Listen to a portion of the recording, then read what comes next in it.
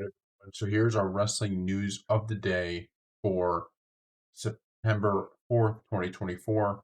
Bronson Reed spoke out after testing positive for COVID. Backstage update at WWE. There was a meeting that was had, and also there's a curbing of the house show schedule reportedly. An update on Charlotte Flair's return. An iconic WWE building is going up for sale.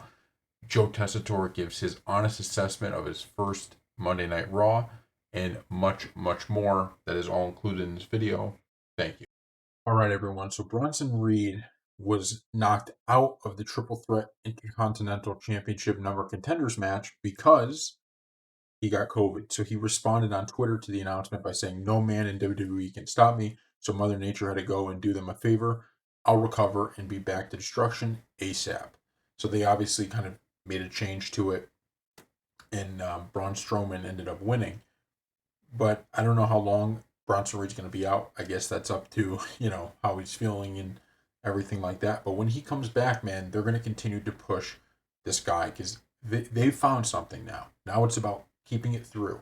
Right now it's about keeping it going. But they have really found something with Bronson Reed. And honestly, judging off last night's Raw, the reaction Braun Strowman got to winning and to him coming out and to his, when he asked Adam Pearce to be a part of the match, leads you to believe that this is a rivalry that has some stuff. You could certainly use it to catapult Bronson Reed into bigger and better things, but don't knock Braun Strowman here. He is also someone the fans are clearly liking and excited about.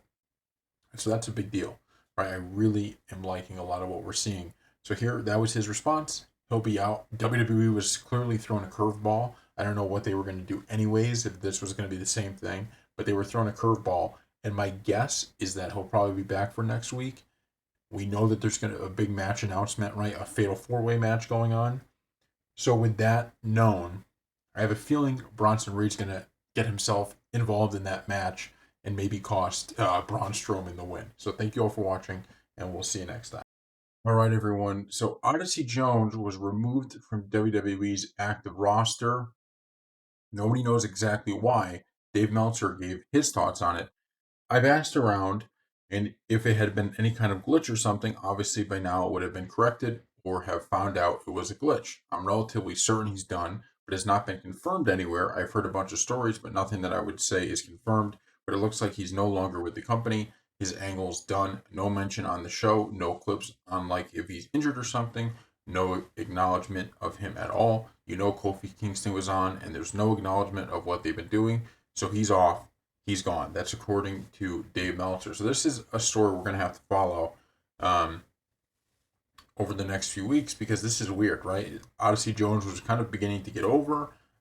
He was pretty exciting to watch. WWE was ready to have a whole storyline set with him. Now this could end up being part of the storyline, and maybe Meltzer is off on this. Although Meltzer does say that he's none of this has been confirmed, but this is just a whole weird situation, and we'll have to see what ends up coming of it. Obviously, it would have to be something important, right? If something pretty serious, if he was just let go, unless he was just like, "I'm done," or they were just like, "Look, we're moving off this. We don't like the storyline." But it also could be part of the storyline. So we'll see what ends up happening here. We'll probably find out more, and that's all we know for now. So we're not going to speculate on anything. This is what we know for now. So thank you all for watching, and we will see you next time. All right, everyone. So there is a major match now confirmed for next Monday Night Raw. This is from WrestleOps. The Fatal 4-Way match to determine Braun Breaker's next challenger for the Intercontinental Championship is set for next week's season premiere episode of WWE Raw. Jey Uso versus Pete Dunne versus Ilya Dragunov versus Braun Strowman. So that's going to happen next Monday. Now, a few things to pay attention to here. The first is there was a segment on Raw yesterday that had Jey Uso and Braun Breaker really going at it. So that gives to me a little bit of a hint. They're going to push Uso into the spotlight. Now, could somebody else win this and they have something else planned? Maybe, right? Maybe they want to get somebody else out of the way and then bring in Uso. That could be the case. Got to remember, Bronson Reed, right? He had COVID. Otherwise, he may actually be in this match. So does he make an appearance and do something to Braun Strowman or others?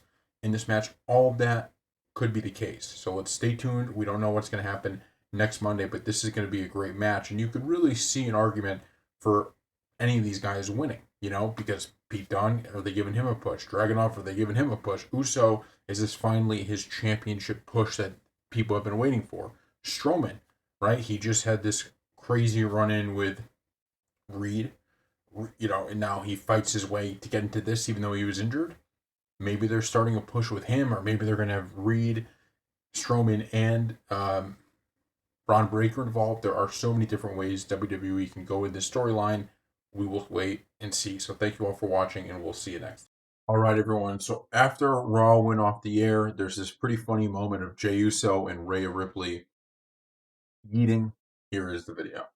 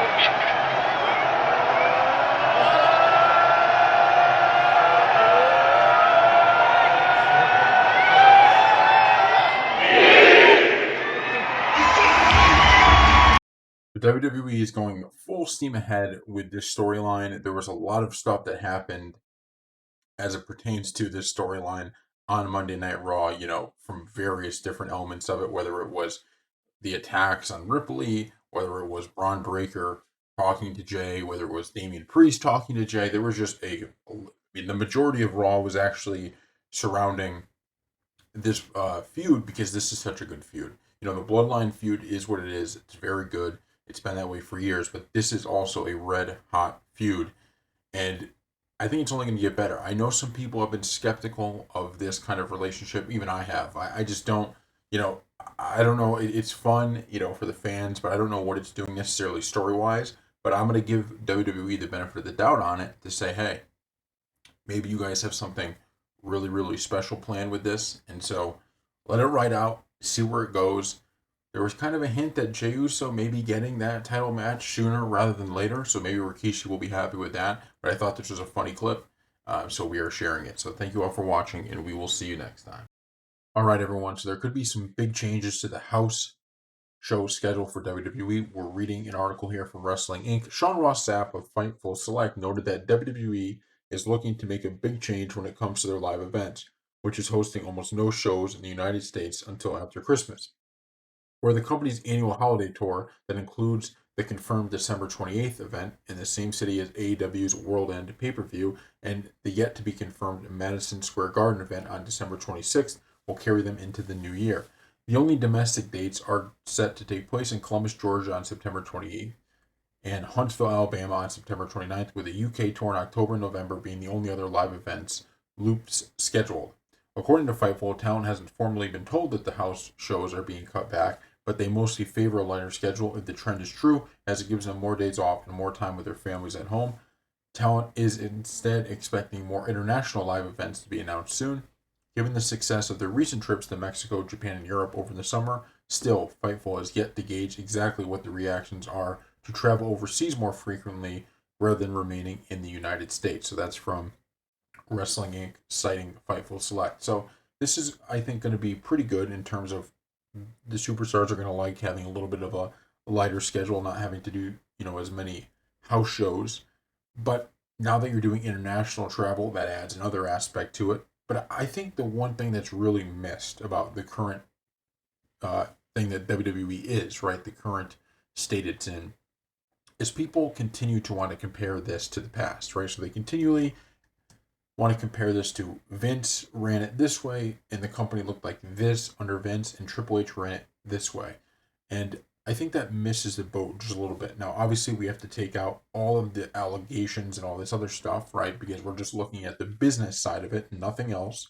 But I think one problem that we have to understand is that from when WWE was building, so, during its time with Vince, and certainly Vince made a million mistakes as it pertains to, booking the shows and that kind of stuff. But I think people look at this and go, oh, now that they're doing it, that's something they could have done in the past. I just don't see that being the case. The truth is, WWE is like a rocket ship right now that with all the TKO and all of this stuff, they have more money than ever. They have more deals with all these other places than ever. And they're able now to kind of make it a better environment for the wrestlers, right? Because they don't have to do all these house shows to make sure they're bringing in, X amount of money. They don't have to do all of this different stuff. And I think that's something we do have to keep in mind is that WWE is changing because it's now part of this even bigger company, right? Than they used to be. Now this thing is ginormous, and so they have these resources. Not that WWE wasn't big before, because it was massive even before this, but now this is taking it to an even bigger level. And they are trying to focus on the international crowd because they figure, look, if internationally, we don't have, if that's a market we can tap into and get even more eyeballs on this, then we're going to focus more on that. So this is going to be interesting, right? Will this be a change now where the wrestlers in WWE don't have to wrestle as often, don't have to go to all these different house shows, and it's kind of just these live shows and the pay-per-views? Or is this going to be something different, right? Is this going to be the house shows in the US go down, but now you're doing more international stuff, so you're still spending kind of the same amount of time on the road, but it's more traveling? That's all to be determined here. But certainly looks like superstars are going to be happy to hear this. So thank you all for watching, and we'll see you next time. All right, everyone. So an old icon of WWE is now up for sale. So we're reading from TJRWrestling.com. A piece of WWE history is up for sale, with WWE now settled into its new headquarters on Washington Boulevard in Stamford, CT. The company's famous Titan Towers building is up for sale. WWE officially moved into the building back in 1985, with its departure announced in 2019. However, the move was delayed significantly due to the COVID pandemic. The new headquarters are just 2 miles away from Titan Towers. The following is taken from the real estate company Newsmark's website. The sale price is listed as subject to offer. So we're not going to get into all of that, but Titan Towers is up for sale. I guess I didn't even know about this, honestly, that in 2019 that was the official, big move, and now because of COVID it got pushed back, and now in 2024 they are officially putting it up for sale. Titans Tower was officially, one of the big things WWE was known for. Anytime you'd hear in the news about wrestling, they would show clips of the show, but they'd also show that building. And, it really does feel like in some ways an end of an era, even though I guess in 2019 was the official time when they were moving out. I never even had heard of that, but this is now officially the case. It is up for sale. So if you have the money, you can go ahead and buy the building. So thank you all for watching, and we'll see you next time. All right, everybody. So Ricochet is no longer with WWE, but speaking on the Ringer wrestling show, he revealed who he blames for what was going on. So this is what he said. We're reading a transcript here from Wrestle Talk. You can place the blame anywhere, but I just blame myself. That's the only person I can blame. That's because that's all you can do. Obviously, I didn't do anything. I didn't do something. Sorry, not anything. I don't know what it was. For me, again, frustrating is maybe not the word, because again, my last couple of years, I met my future wife there. I made mad connections. The locker room was always awesome. As far as creatively, I mean, yeah, there would have been more I'd like to do. Just again, mostly for the fans that want to see me do stuff, not even for me. It's more frustrating for me to see fans that want me to go out there and actually do something of some substance. I was out there a lot. I was on television a lot. I was used a lot, but the quality of what I was doing specifically wasn't there. There was a lot of quantity of Ricochet, but the quality of what he was getting just wasn't what I wanted. And then it goes on to say, specifically looking at how his time in WWE would be spent before his departure, Ricochet went on to know, that's okay. That's how it falls. I can only blame myself. I can't blame anybody else. I just can't. But it wasn't frustrating because I had a lot of good times there still. But there were more of what I wanted to do. Absolutely. But man, I can't say it was frustrating because I still had a good time. So reading this, I love everything Ricochet says here, right? He's not pointing fingers or saying it's this or this, but he's also pointing out the realities, right? So he's not saying, WWE, they buried me, I would have been perfect, but he also is pointing out, look, there were things I wanted to do that just weren't in the plans of the company, and that's why all of this happened. There were very good things about WWE. There were great things about WWE, but it just wasn't working out. And there were areas where I was disappointed, but I can only blame myself. And I think that's, even if you think, oh, it is WWE's fault, this for himself is the healthier way to deal with this. Because if he just constantly thinks it's WWE's fault, it's WWE's fault, he's never going to learn some of the lessons that he could take from this. And I think he's 110% right about one thing when he talks about what the fans wanted and the quality versus the quantity. There were times when you watched Ricochet in WWE where you said, "Man, this kid has so much talent. This wrestler is just super talented, and he would really wow you." And we just weren't getting enough of that wow. And part of that is definitely on WWE. Maybe even the majority of that was on WWE. But it sometimes, just because blame can be put somewhere, doesn't mean that it was an easy decision. Meaning, one of the reasons that was the case was WWE was trying to fit him into what is a talented roster, and I think that stuff adds up, right? So it's like, I know it's easy for us to say, well, he should get more time. Well, if you have a 3-hour show, or you have a 3-hour pay-per-view, or you have a pay-per-view that goes X amount of time, you can't just be throwing guys into random places, because the things have to make sense. You have to build storyline, and so you can't fit everybody exactly where they want to be. And Ricochet seems to be a victim of that more than anything. So the beauty of this is he's in AEW. He could build up in AEW. He could show off his stuff in AEW, and he could stay in AEW, or he could utilize that. And maybe WWE says in a year or 2 years, 3 years, however long, they go, wow, Ricochet's really making a name for himself in AEW. We love what he's doing. Let's bring him back into WWE for this or for that. And maybe it's a comeback story. But for now, he's going to be in AEW, and it's nice to see that although it didn't work out with WWE in the short term, then at least he has somewhere to go. So thank you all for watching, and we will see you next time. All right, everyone. So Joe Tessitore had his first time on WWE commentary on Monday, and he spoke out after. So we're going to read you a few different quotes from Fightful.com. They're the ones who have it transcribed. So we're going to read a few different ones. So, how do I feel? This is how I feel. You feel alive, you feel passion, and you feel intensity. You want to live in the red in life. That's what this is. Raw, live in the red, or live in the red. This was an awesome night. I was very into them. She's talking about the crowd. I was very into them. It was a great reception. It meant a lot to me. I brought out the little kid in me tonight. I went and I grabbed a bunch of t-shirts and merchandise. I spread the love, and I wanted to see smile on these children's faces from start to finish. I thought that was thread this evening was very special, and it was great to see it. Night one in the books. Let's have many more. He talked about memories. He said, it's the kid who skipped school in 8th grade to go meet Big John Studd. It's the kid who was rooting against the faces to root for Paul Orndorff. That's the kid you got tonight. I wasn't great tonight, but I was a passionate fan tonight. So, he's kind of talking about, obviously, his performance and how it was kind of an emotional ride, and that he says he wasn't great, but that he was a passionate fan, and obviously he's going to keep getting better. Joe Tessitore being on Raw, just hearing his voice, because he's such an iconic voice now, that alone, to me, added a little bit of, I don't know how to say it. I mean, it's not like when you had Michael Cole and, Pat McAfee, all that doesn't matter. But Joe Tessitore just added a whole nother layer onto this. And it's just like, because when you lose Michael Cole, you and he goes to SmackDown, you do get nervous, because you're like, okay, Michael Cole is just such a great announcer, right? He's just so good at what he does, and you're kind of scared at what it's going to look like. And Joe Tessitore, he fills that void, right? He came and he filled that void, and then you had him paired with Wade Barrett. And let me tell you, Wade Barrett is fantastic. Out of all this talk about Tessitore and all this, Wade Barrett is so good. Okay, he is so good. And I don't think, obviously, that their chemistry is 100% yet. I think you could tell a little bit. They probably have to work on that, and Tessitore needs to work on a few things. But this isn't a critical view of it. Like, some people, they were tweeting stuff out about it. It's like, it seemed like most people liked it. but you're always going to have critics and people saying, this wasn't good or that wasn't good. That's to be expected. Okay, that's just to be expected.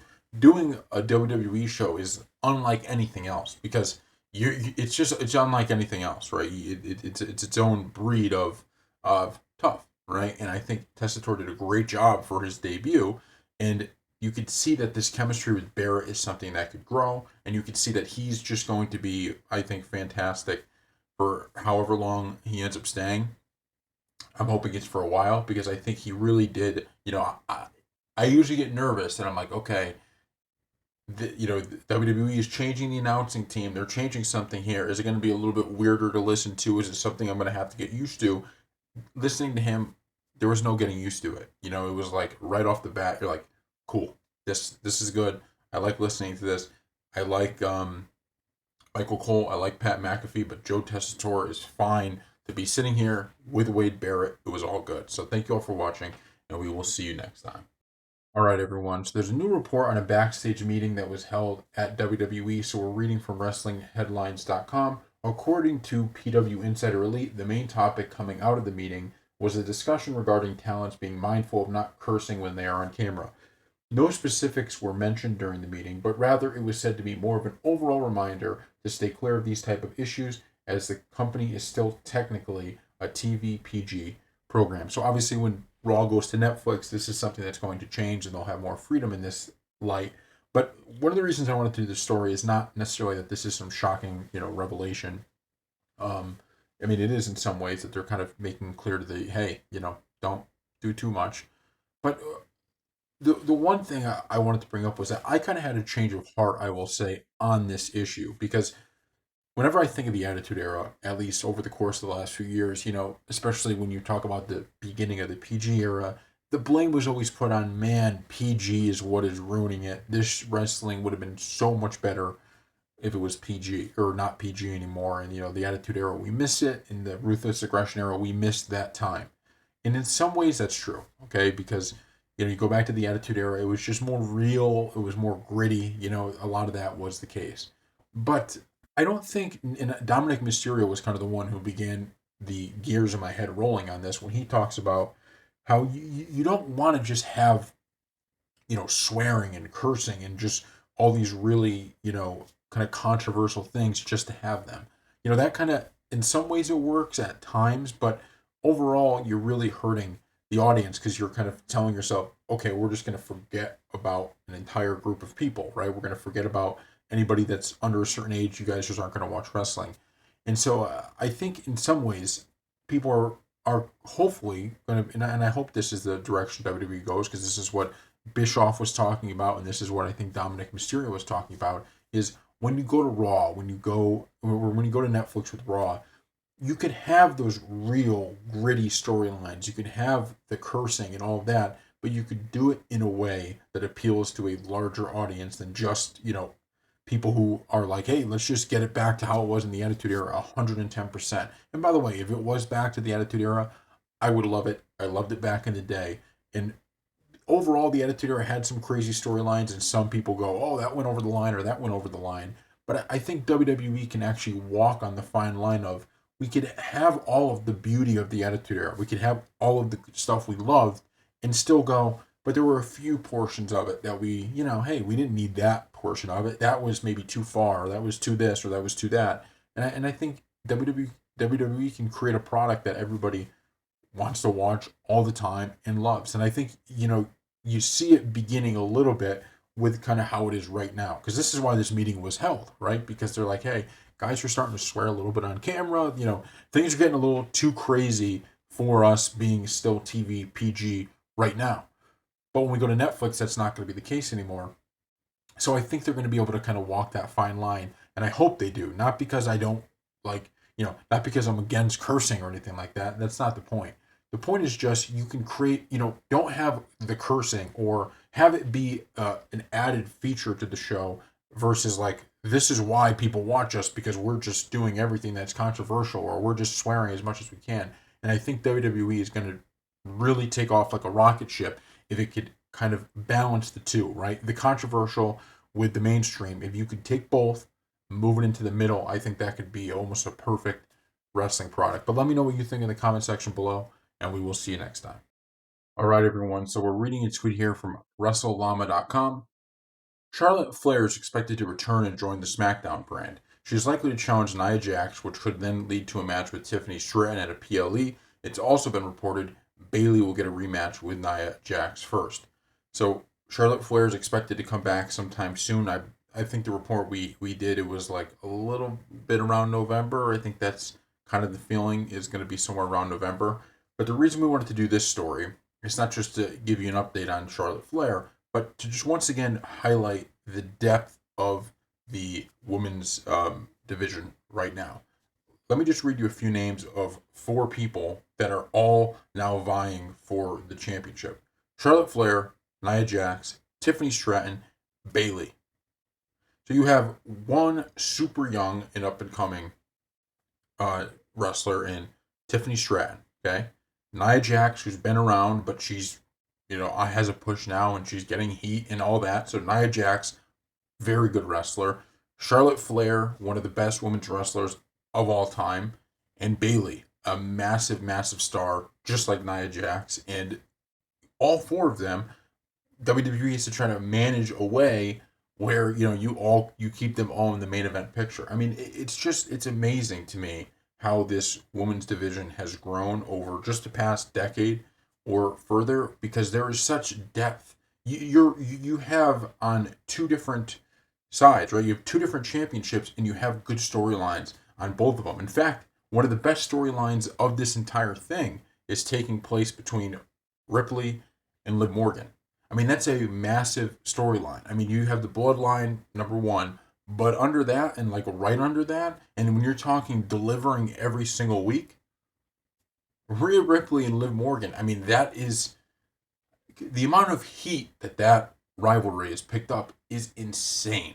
So I just wanted to point that out, because I do think, it gets lost sometimes when we're like almost used to it now, but it's like look at this roster WWE has assembled in the women's division and in the men's division. I mean, when we talk about the Attitude Era, we've said this many times. When we talk about the Attitude Era, people always want to talk about the Austins and Vince McMahon as a heel and The Rock and all the big names like Triple H and others of that era. And don't get me wrong, they were the drivers, okay, the Undertakers of the world. These guys were big stars, and you could tell how big of stars they are because when they come back today, they still get as big of a pop as anybody else. That's crazy to me. It's like there's people who weren't even alive during the Attitude Era who, when they see these guys on TV, they go crazy. That's the kind of star that they were.